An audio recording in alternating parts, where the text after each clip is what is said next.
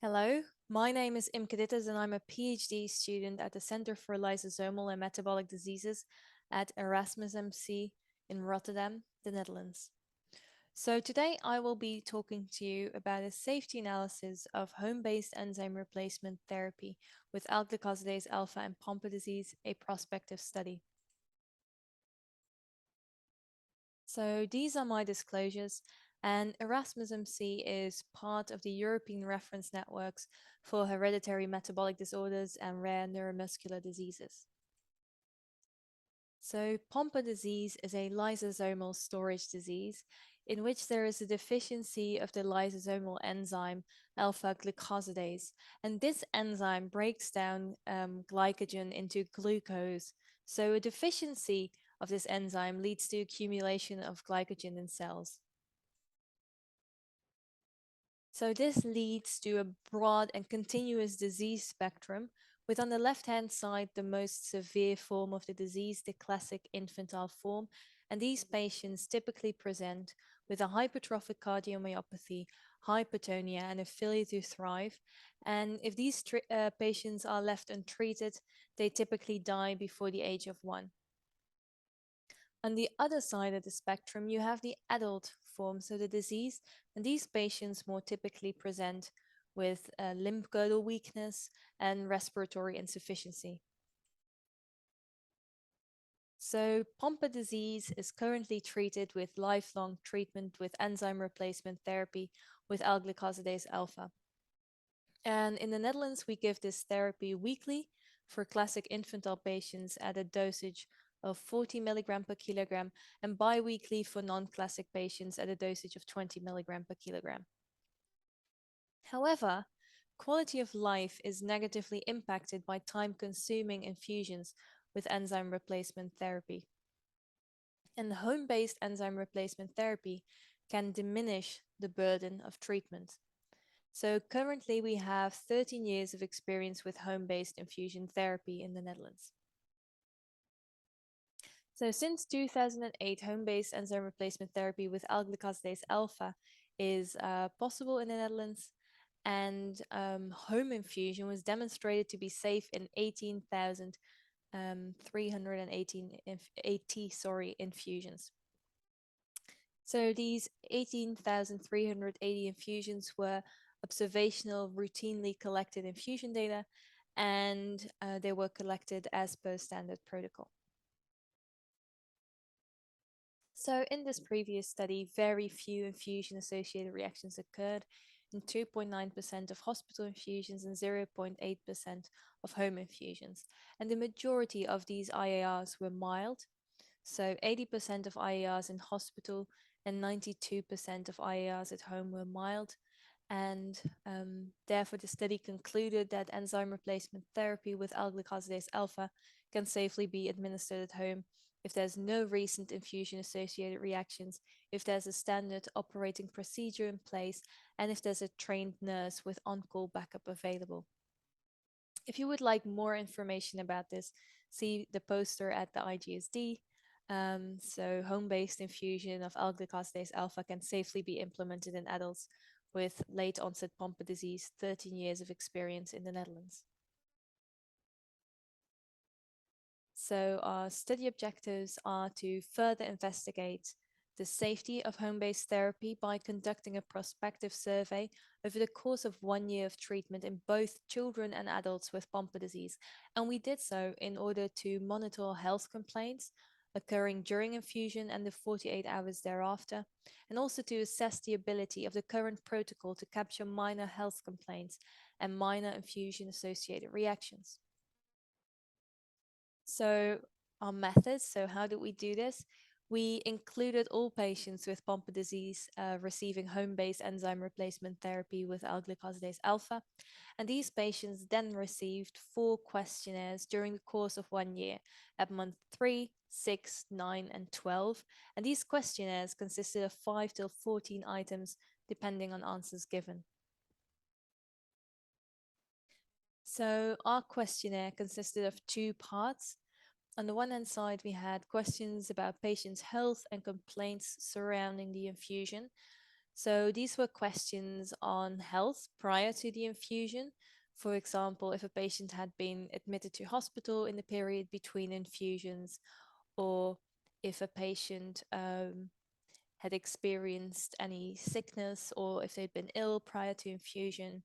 And on the other hand, it also contained questions on health the 48 hours during and the 48 hours post infusion.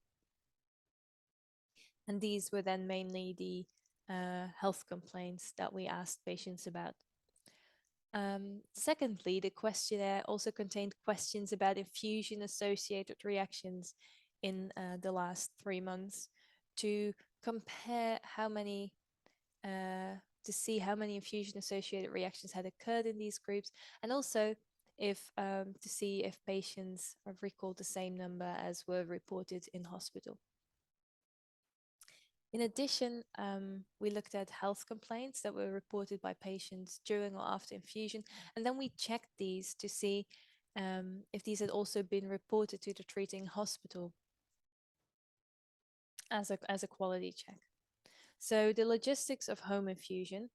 In the Netherlands, patients receive hospital infusion during the first year of treatment. And if this goes well, and if the patients haven't experienced any recent infusion associated reactions, they are then eligible to receive home infusion if they wish. So in total, 120 patients were eligible for inclusion in our country. And of these 120 patients, 116 patients filled in 423 questionnaires. So we had an overall response rate of 88%. We included 18 classic infantile, 2 atypical, 16 childhood onset, and 84 adult onset. And of these patients, 17 classic infantile, 2 atypical, 15 childhood onset, and 82 adult onset patients actually also filled in questionnaires. And in total, in the atypical group, 100% of questionnaires were answered. In the adult onset group, 92%. In the classic infantile, 84.7%. And then in the childhood onset, 68.8% of questionnaires were answered. So, looking at the results, first of all, health problems during and after infusion. The majority of patients, so 85.3%, did not experience any health problems related to enzyme replacement therapy. But health complaints during or within 48 hours from infusion were reported 27 times in 17 patients. And these were reported 13 times in 6 classic infantile patients, 1 time in 1 childhood onset patient, and 13 times in 10 adult onset patients. So the most prevalent health problems during and after infusion, fatigue was the most commonly reported health complaint, and this was reported in 9.5% of patients, both during and after enzyme replacement therapy. What we also found striking is that we saw headaches that were reported relatively frequently, but that we saw an increase in those in the 24 hours after infusion, and then a decrease thereafter. Health complaints were reported to the hospital 4 times in 2 classic infantile patients, as these complaints were assessed to be infusion-associated reactions, so these had to be reported to hospital. And the other health complaints were not reported to the treating hospital. So, with regard to the second part of our questionnaire, focusing on infusion-associated reactions, 3 classic infantile patients and 3 adult onset patients reported experiencing infusion-associated reactions in the past 3 months during follow-up. And in 5 patients, so 3 classic infantile, 2 adult onset, an acute intervention in response to an infusion-associated reaction was needed in the past 3 months. And with regard to acute intervention, you should think about giving medications such as an antihistamine or corticosteroid, or pausing the infusion. The IARs could all be managed in a home situation, and none of the IARs warranted immediate hospital care. So to conclude, home-based enzyme replacement therapy in Pompe disease is safe. This is consistent with prior studies, and few health complaints were reported, and those that were reported were mostly mild. Few infusion associated reactions occurred, and none required immediate hospital care. There seems to be underreporting of mild health complaints that occurred during or after enzyme replacement therapy, and these are not perceived as IARs and do not pose a safety issue. However, these may be relevant to the patient. So our results can be used as a base for implementation of home infusion in other countries and for further optimization of patient care with home-based enzyme replacement therapy in Pompe disease. And with regard to the last point, you should think about, for example, paying specific attention to infusions and by inquiring about the occurrence of any minor health complaints at the outpatient clinic. And if a patient then reports experiencing minor health complaints, inquire how burdensome these are and take medical action if necessary, for example, prescribing pre medication or adjusting infusion steps to make infusions more comfortable and more manageable for patients.